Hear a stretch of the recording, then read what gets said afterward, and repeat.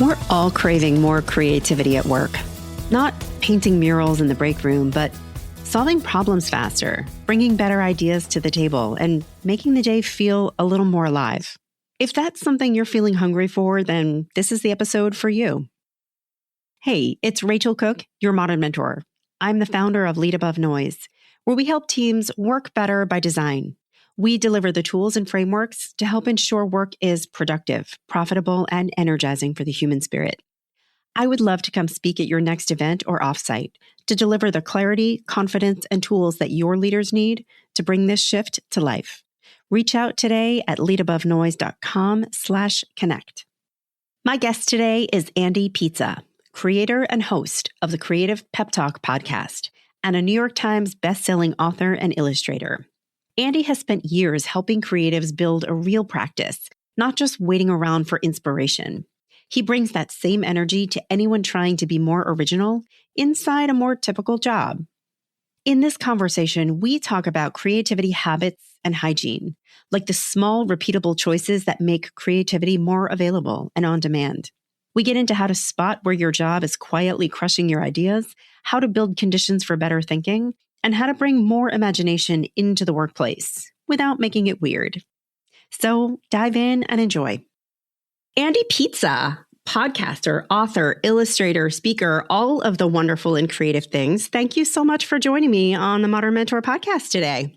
Super happy to be here. Awesome. So for anybody who is not catching this on video, you have the most extraordinary gallery, menagerie of visual things happening behind you. Yeah. What am I looking at? Like 10,000 feet in the air. I love the word menagerie. I learned it as like a vocab word in maybe third grade. And I remember it stuck with me. And I've been just trying to fill spaces with menageries ever since. We got all kinds of stuff. I got some of my artwork, other things that have been sent to me over the years, stuff I've collected. I'm ADHD, a maximalist. I like all of that stuff and visual stimuli. And you know what else? I think a lot about like on the sports shows and news shows, everyone's like zooming in. And I want a whole psychological breakdown of Zoom backgrounds. Like what they say about or what you're trying to tell people about yourself with these things. I love that, except for the fact that anyone who can't see me may not know mine is just black. And so I am hoping there is not a metaphor in there, but I guess only time will tell, right? We'll let the psychologist get to it. I can't touch on that. So Andy, you are, like I said, super many things, but one of them is the host of the Creative Pep Talk podcast, which is where I first discovered you and fell very, very professionally in love with you. And so I have been looking forward to having you on this show, and I thought I would do a little bit of setup as to why, and then we can kind of get in there. So as you and I talked about in the green room, you are what I would consider to be a capital C creative or creator. You actually make beautiful things in the world. In my world, I work largely in corporate. My clients, my listeners are often or typically people in more traditional jobs. And, I think especially now in 2026, people's spirits and energies are feeling stretched and strained and just kind of low. And I think that we could all really just use a dose of creativity in our lives. Yeah. And so I would love to explore that with you today. I would love to talk about that. I have so many thoughts. So why don't we start then with that little thing I did there with the capital C and the lowercase c, and tell me a little bit about what you think makes a person creative or a creative. Yeah, I think even when people call me a creative person, a creative, if you will, I sometimes think I identify that way, and I do make art and I write books and all that stuff. So I guess it's true. But sometimes I feel like pushing back because I think people's definition of creative is just wrong. Like what we think of as creativity, I generally don't agree. I feel like usually we're talking about what I would call exploratory creativity, which is starting without knowing where you're going to go. And so John Mayer would call this Ouija board creativity. It's where the guitar is writing the song and the paintbrush has a mind of its own. And it's just, you don't know where it's going. You're going to be surprised. I think that's a valid type of creativity. I just think it's not the whole equation. And so for me, I think it's just as creative to solve a puzzle with what I would call strategic creativity. And so exploratory creativity is starting and you don't know where it's going to end up. Strategic creativity is the exact opposite. It's starting with the end and then working backwards. You know where you're trying to go, but then you got to creatively find a path there. And so that's my only pushback. And part of that pushback is everybody is really creative. I think everything that we do, it's a creative act. In fact, anybody that's like, oh, I'm really not creative, I can't draw a stick figure, that kind of thing, I'm always like, yeah, but you dream at night. To me, what's so incredible about dreams is that this is proof that you're so creative, you do it in your sleep. In your sleep, instantaneously. You have storylines, characters, worlds that you just make up out of thin air. That's how creative humans are. And so I do feel like, yes, I am an artist and also a creative person, but I think everyone has a lot more access to creativity than they really think they do. I love that. I think that was a beautiful ode to what hopefully most of us are doing at night. I think it's great to sort of position it that way. And I love the way that you just talked about exploratory and strategic creativity. And I think that a lot of people probably lean towards the John Mayer when they think about what creativity is. But I love the way that you just laid out that strategic bit. It's a lot of what I feel like I bring to my work. And I would love to explore that a little bit for you. So, for me, for example, a lot of what I'm hired to do is to deliver a talk or to design a leadership offsite or a retreat. And I am given a set of objectives, right? We want to get a team rallied around XYZ. We need to develop XYZ capability. And that can feel in some ways very confining and very uncreative. And I think it is incumbent upon me to find a way to not just lecture people, but really invite them into an experience that is interactive, that uses different modalities. I like to activate different muscles, different parts of the brain. And so I think of what I do as a very creative act, even though people who may see my LinkedIn profile might strongly disagree. And so I would love for you to talk a little bit about how you think about strategic creativity and just how people can start to maybe embody some of that. Yeah, I think you touched on parts of it already really well. So one aspect is, like you said, you might get a brief and you say, here's where we want the team to end up at the end of this retreat. Okay, that's a strategic, creative objective, right? And the same is true with a stand-up comedian. A stand-up comedian goes into the club. They know what the objective is. The objective is everyone leaves laughing or having laughed. How do I get there? That's a strategic, creative problem to have. And so that's exactly what I'm talking about. I encourage it's harder to get creative people, typically creative people, to exercise this part of their brain for a lot of different reasons. But I think once you start being comfortable there, you realize, oh, it has so much power, so much potential. And then you really start to be able to access different parts of your brain when you need it. Sometimes you need the play, sometimes you need the editing, and you need to be able to do all those things. You also touched on this idea of, working these different parts of your brain, different muscles. And I think creativity is kind of like a sport of the brains, with swimming. People will be like, this is a full body exercise. Yeah. With creativity, it's a full brain thing. It's a whole brain activity. You have to involve the left and the right. And you have to learn how to kind of master and cultivate and kind of call up those different parts of yourself when you need them. And I think that what you're describing exactly is kind of a play between the right and left hemispheres, whether you're starting and you don't know where you need to. If you're starting with exploratory creativity, you start out, you make some marks, and then you have to make some sense of it. So now you're calling in the more like common sense side of what you do. And the opposite is true if you're doing it the opposite way. Yeah, really well said. And I love what you just said there about you have to learn to access some of these. One of the things that I've heard you talk about is this concept of planting seeds. I think that was something you touched on in one of your more recent episodes, and it really struck a chord for me. It left me with the sense that kind of becoming a more creative person is sometimes just about, like you said, planting these seeds, having these practices and these rituals in your days and just kind of making space for it. And so I would love for you to just share a little bit about that philosophy with listeners.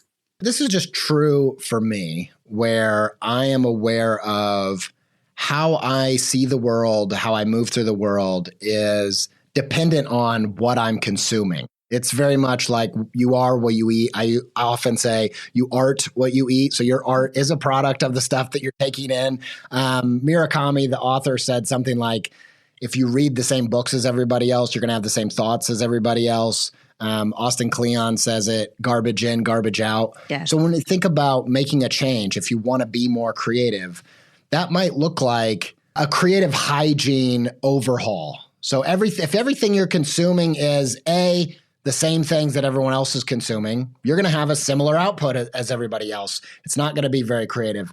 And if everything you're consuming is junk food, like Instagram Reels only or TikTok or whatever, you're not going to have any like deep, profound thoughts and experiences to share through your work. And so for me, that's what planting the seed looks like. It looks like making sure that you're actively being aware of what you're taking in. I also this is just kind of like my soapbox or something where I feel we should maybe be a little bit more careful with how much terribly violent stuff that we're consuming or terribly horrific things we're consuming. I don't have the science to back this up. I do know that like our mirror neurons make it so that when we're watching something, it is as if we're experiencing it. I just have this strong feeling that we're like every night, like time to relax on the couch, and then we're just going to traumatize ourselves, right? Like it's so bizarre. It's not that I don't watch anything that's violent or anything that's rated R or whatever. I do, but I just try to be mindful of what is my input diet. And I think if you want to have more unusual thoughts, it starts with letting your curiosity lead the way.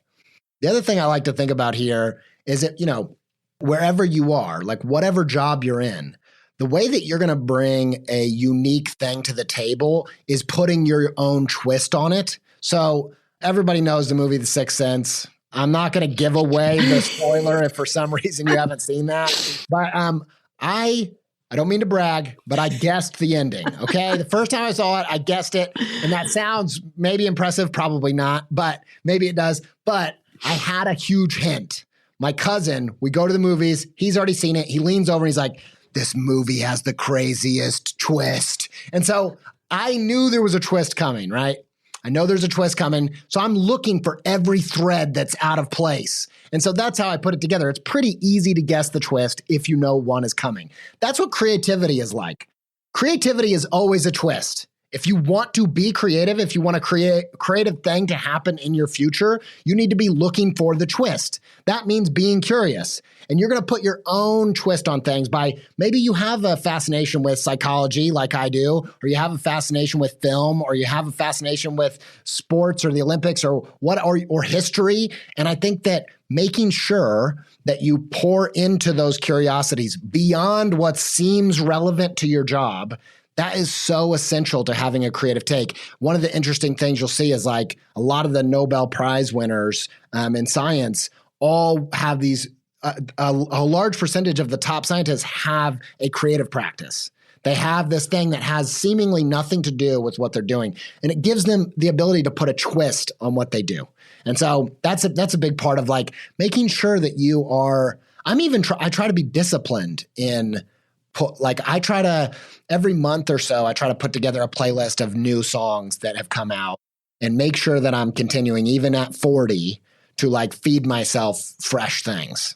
I love that. I think that is a really beautiful call to action. And there are a couple things that I'm taking away from that in particular. Number one, I sometimes have this debate with certain people, some of them who I'm married to, who do not believe in reading fiction, right? There are people out there who I think believe that reading fiction is kind of a waste of time. And it's fine. I feel like it's a waste of time to try to change their minds. But I really do believe that taking in stories and kind of living in the experiences, real or imagined, of people in other parts of the world, in other cultures, and other experiences just helps expand how we think. What I'm taking from what you're saying is that creativity doesn't have to mean, if I'm working on a pitch for a client or if I'm working on a healthcare protocol, it doesn't have to mean I'm adding an animation or a fresh, jingle to it. Creativity can sometimes mean just thinking more expansively outside of your own experience, outside of the box, and bringing in a fresh lens of empathy, maybe even just being stronger at putting yourself in the shoes of the client or the patient. And so I would love for people to hear you talk and think more broadly about what does it mean to bring creativity into the work that we do. The other thing that's coming up for me, because you're quoting all of these amazing people, and I'm now thinking about a book written by Seth Godin, right? The famous marketer. He has a book, I believe it's just called Remarkable. And he talks about the word remarkable and how we've sort of made it very colloquial and it kind of means cool or good. But he's like, no, what it means is be worthy of being remarked upon, right? So being creative doesn't have to mean you're like bouncing off walls in neon colors, but it means you are leaving an impression. You are creating a memory. And I think in the world of, whether you're in corporate or healthcare or nonprofit, a lot of what we have to do is influence people to bring them along on a journey with us. And I'm hearing a lot in here that I think people can really sink their teeth into. So thank you for all of this. Yeah, absolutely. And I love the question of how this kind of applies. I think about that a lot. Like every week on our show, we have this creative call to adventure, which is about how to apply these things like right now. So I like that practical edge. I think that one way to think about creativity that is relevant to whatever scenario you find yourself in, whether it's an office or an entrepreneur, what have you, is the creative act is always a disobedience of the rules. And so the way I like to think about this is in the hero's journey, there's always a moment where the hero has to disobey the guide to have their own path. So you can think about this like there's a moment in this, I think it's the second Star Wars movie, where Luke Skywalker tells Yoda, I'm leaving. And Yoda's like, your training's not done. If you do this, it's all going to go bad. Like, don't leave. Don't save Han and Leia. And he decides to leave. And that is the moment he becomes his own hero. That's the moment where he listens to his gut. That's where he finds his own journey. And the same is true in your field. The moment where you become indispensable is when all the people around you are thinking one thing and you know another thing and you go for it anyway. And sometimes you're going to get it wrong. That happens. But the reason you become valuable is because you have a perspective and a thought and a innovation that other people around you don't. And so you have to learn to trust that. And so to me, that's kind of what creativity could look like in the workplace. It's where you start by fitting in. This is also true for artists. This is something that I see a lot of young artists struggle with. Like the first part of the journey is finding the scene that you want to be a part of and then actually doing the work to learn the rules. It's not even that I think artists don't want to do the work. They do the work. They like to make stuff, all that kind of thing. But what they get afraid of is learning from other people, trying to get the basics. A lot of people starting out trying to write stories, they don't want to learn the structure because they don't want to be formulaic, all that kind of thing. And I don't feel like that's a valid fear, honestly. I feel like you want to learn the rules. You want to understand, how do I fit in here? How do I be a part of this? How do I stand on the shoulders of giants? Why do I need to reinvent the wheel? You don't. You need to start there. But then you can get stuck there because it feels really good to belong. It feels really good when you're in a genre and you're like, okay, we all do this. We don't use Comic Sans. That's what happens to designers. Like, that font is off the table. I know that because I'm part of the club. But at some point, if you want to get to a place where you are in a level of one, you have to be willing to be like, well, I actually like comics. So I'm the one who uses that. And so I think that can look like differentiating yourself within your field. Yeah, I think that's really nice. And I think for some people, I think we need to grow into having the confidence to do that, right? Yeah. I think if you want to go into the field of design, maybe it starts with joining the club and hating Comic Sans because that's what we all do. But then at some point, be willing to question that, right? Be willing to, now I've got the cred, now I'm in the club. So where can I take a risk? Where can I just do a little bit of Comic Sans and see if the earth, falls off of something, because it probably won't. Yeah. I'm really interested in questions that take the negative stance and then flipping it, because it hacks your negativity bias. It's easier to think of negative stuff, right? And so what you can do is think of your creative heroes or your business heroes and think okay, you love all these things. What do you hate about them? What do you feel like they are missing this? This, I hate when they do that, or that's the wrong move. I would never do that. That right there is telling you something about your critique. So in the art world, there's this, it's a philosophical book by George Steiner that I did not fully understand. I didn't get all the way through it. It was heavy. But there's this really interesting part where he's saying, he was like a literary critic and philosopher, and he was saying that in a utopia, just imagine a utopian society where there are no critics. You're not allowed to be a critic. The only way you can critique a work is by making a different version of it. So you're like, oh, I like this movie, but I wish it would have ended this way. The only way you can share that is to remake that movie and then do a different ending, or rewrite that book with a different plot twist or whatever it is. And art and creativity is, again, this isn't an area where I think people get creativity wrong, where they think it's, something out of nothing, where this is really more like taking something and saying, here's my spin on it. I think they're getting this wrong. And you can do that in business too. You can look at, I know everybody has their mentors and guides and heroes in business. And you can say okay, you're a huge fan, but don't fanboy out all the way. Take a look at what do you think needs to be done differently? That's part of your point of view. That's your creative take. And this has happened for me before. So I've had an experience once where I was at a conference and I saw somebody I think very highly of giving a talk. And I thought his talk was fabulous. And one of the elements in that talk was he had incorporated a very short video that he played for the audience. The video was in the public domain and he played the video and then he facilitated a quick debrief around it. And I felt I thought that video was awesome, but I would have debriefed it differently. And the video was in the public domain. I wasn't taking anything. And so I have since given talks where I have incorporated the same video, but I've done a bit of a different debrief. And I'm not saying mine was better, but it did feel more on point and more authentic for me.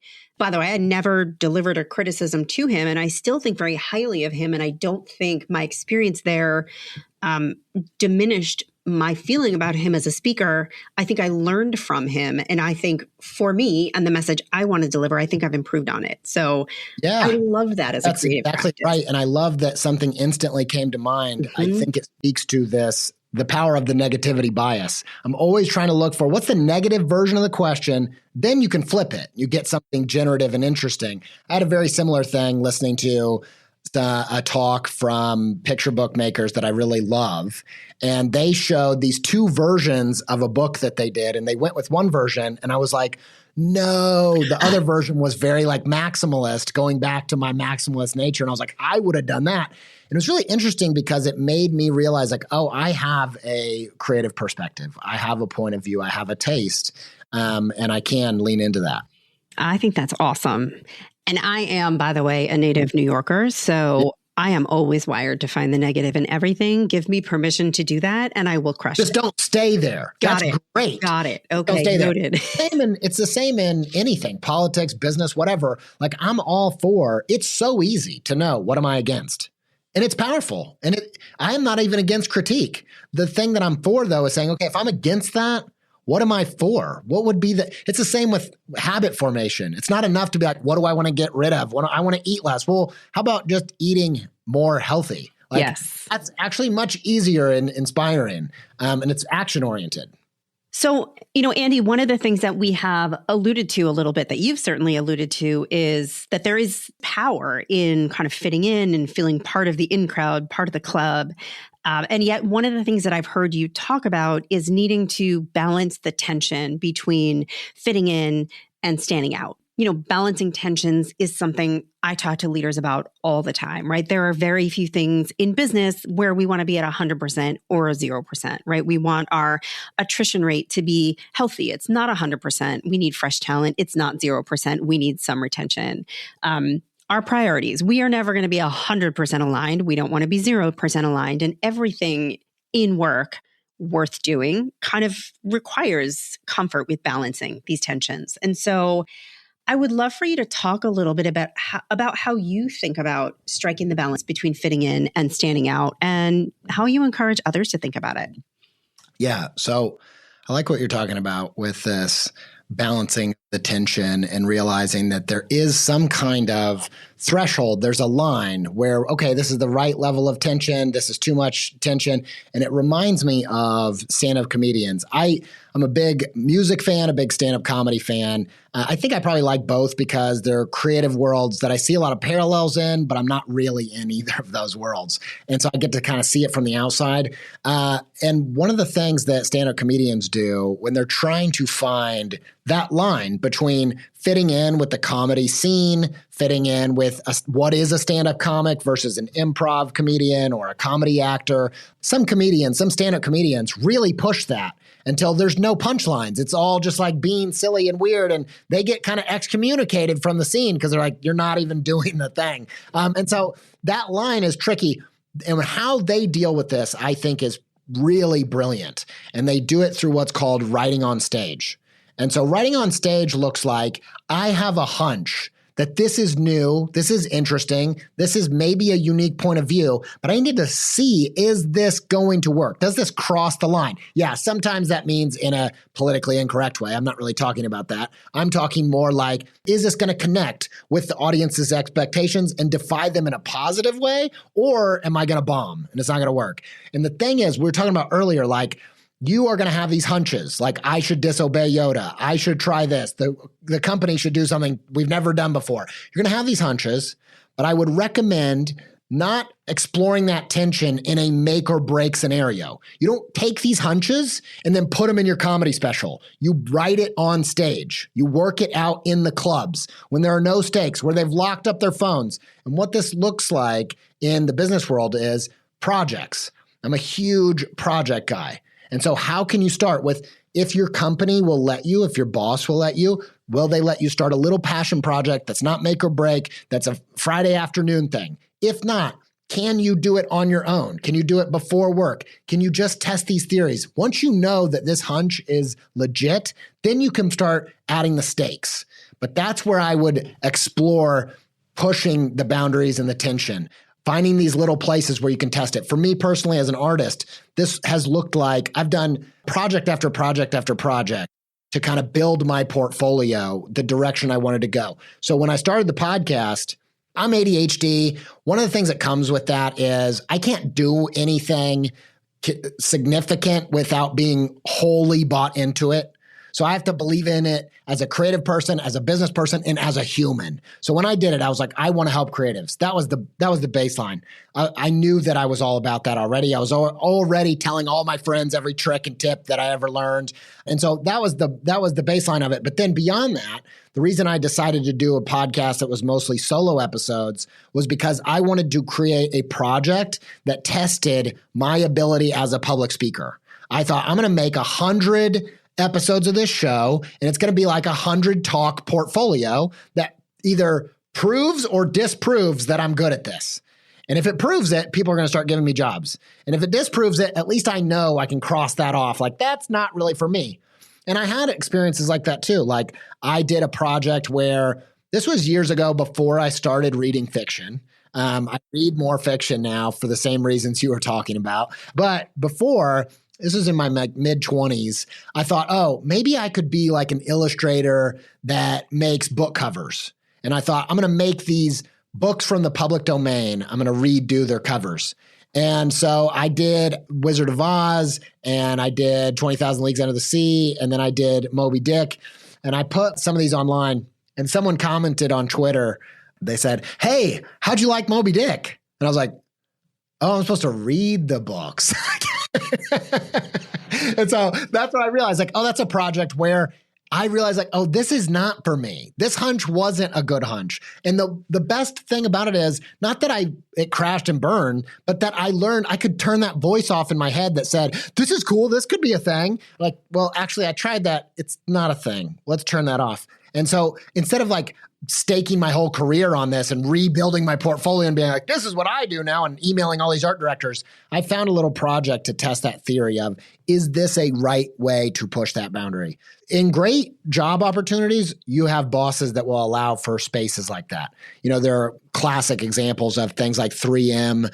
I believe like Whiteout was made with some of that kind of like they had space for their employees to try things. And you can also request a little space, just a couple hours a week even, to like, hey, I want to see if we start doing this, if we see like a little bit of a return on that. And then if that works, you can roll it into something that is company-wide or team-wide or what have you.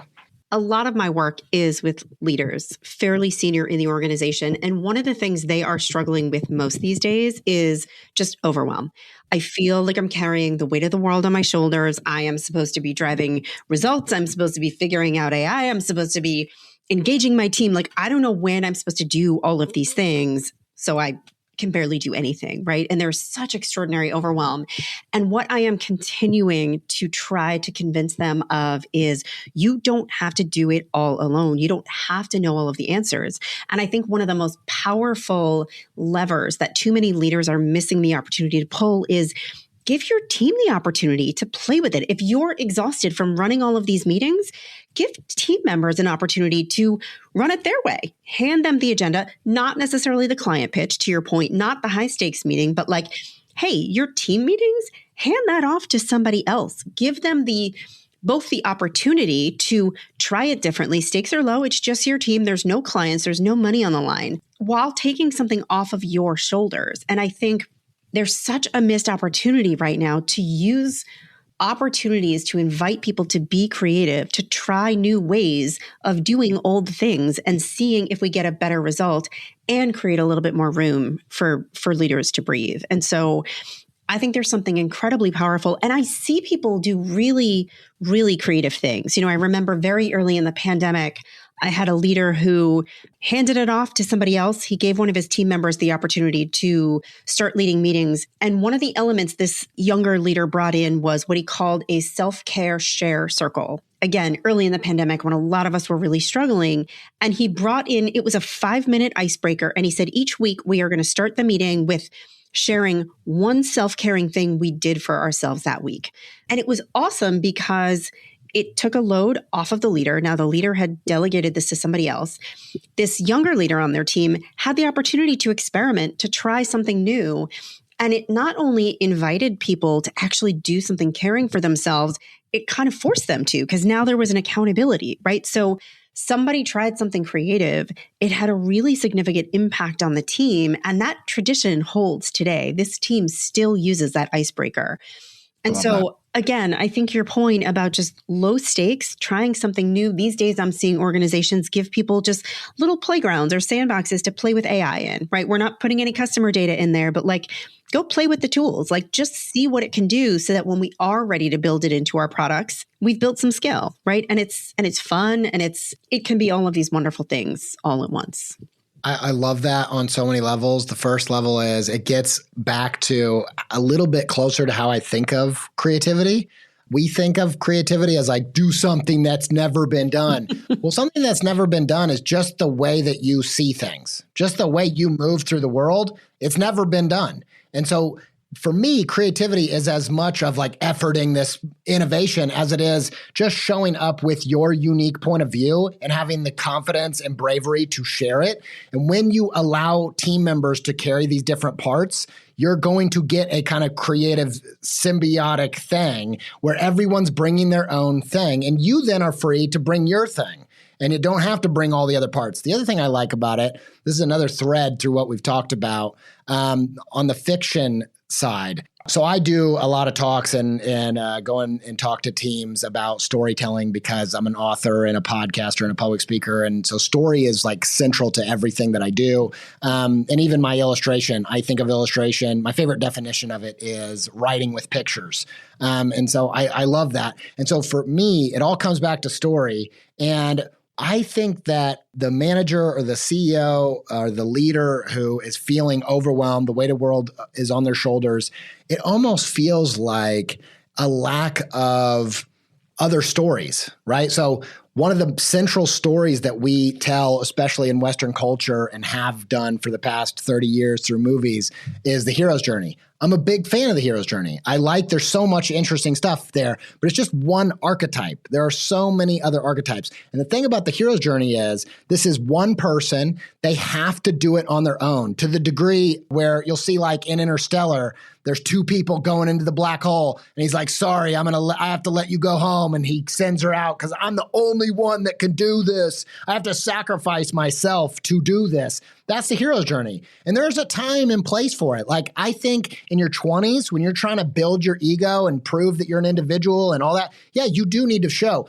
only I can do this. This is something I can do without anybody's help. There's a place for that. But then I think we need things like fiction author Gail Carriger's heroine's journey is like, it's the opposite story. It's a story that says the only way this thing can get done is if we do it together.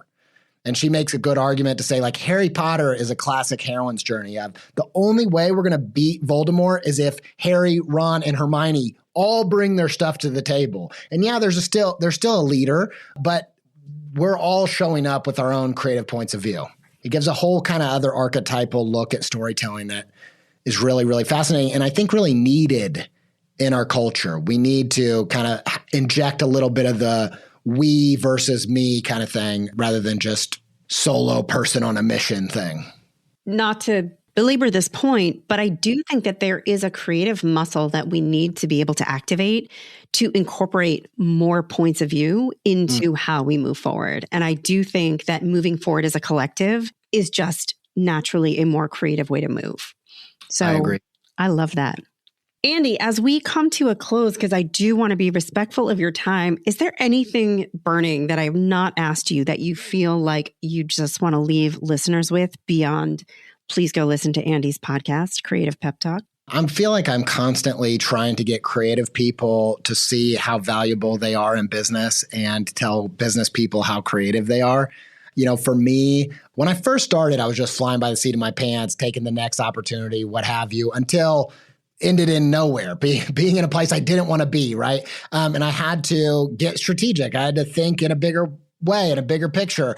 And I often say my rock bottom as an artist, for some people, it looks really bad. For me, it was really, really bad. I started reading business books and marketing podcasts and marketing magazines and stuff like that. Like really, you're not supposed to do this as an artist. And the thing that I realized was almost all of these folks that are celebrated in business are like creative, neurodivergent, weird thinkers that are just totally different. And to me, it's just like the takeaway is embrace your unique point of view. Like if business was all accounting and taxes, every business would be crushing it because they've got those people. We need those people. I'm game to have those people. But if it was just numbers, then everybody would have it figured out. We get the math. That's not what business is. It isn't. The make or break linchpin in business is a creative pulse, like having a sense of like, what is the human quality of this? And as we're looking at all the AI stuff moving in and everyone's freaking out, and rightfully so, it's a terrifying and mind-blowing technology. I'm not saying it's not, but to me, I just feel so certain that the key component is going to remain the same, which is the key is tapping into the humanity side, the creative side, and that you as a business person can do that. Beautifully said. I totally agree. Andy, Thanks. It has been such a pleasure chatting with you today. Thank you so much for coming on the show. Tons of fun. Great questions. Had a great time. Amazing. Take care. I hope you enjoyed my conversation with Andy Pizza. Check out his podcast, The Creative Pep Talk. And if you want more of his work, Check out his books like Invisible Things and A Pizza with Everything on It. Join me next week for another great episode of Modern Mentor. Until then, visit my website at leadabovenoise.com and follow Modern Mentor on Apple Podcasts, Spotify, or wherever you listen to podcasts. Thanks so much for listening and have a successful week. Modern Mentor is a quick and dirty tips podcast. Thanks to the QDT team. Audio engineer, Dan Farabend. Director of podcasts, Holly Hutchings. Ad operations specialist, Morgan Christensen. Marketing manager, Rebecca Sebastian. Podcast associate, Maram Engelheeb. And our marketing contractor, Nat Hoops.